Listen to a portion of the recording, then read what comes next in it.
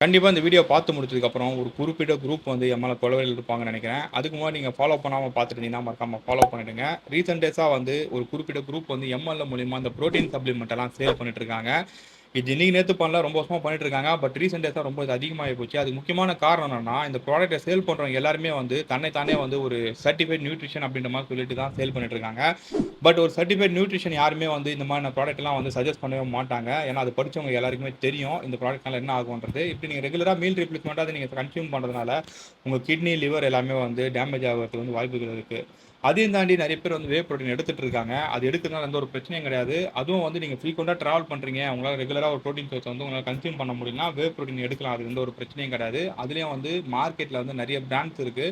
அது எந்த மாதிரியான பிராண்ட் நீங்க சூஸ் பண்றீங்கன்றது தான் முக்கியமான விஷயம். ஸோ நெறைய பிராண்ட் வந்து ஃபேக்காவும் நெறைய விஷயத்த வந்து பண்ணிட்டு தான் இருக்காங்க. பட் அந்த மாரி பிராண்ட்லாம் சூஸ் பண்ணாம, எந்த பிராண்டுக்கு வந்து நல்ல ஒரு மார்க்கெட்ல ஒரு ரெபுடேஷன் இருக்கோ, அந்த பிராண்ட வந்து நீங்க சூஸ் பண்ணி, அத நீங்க கன்சியூம் பண்றது எந்த ஒரு பிரச்சனையும் வராதுன்னு நெனைக்கிறேன்.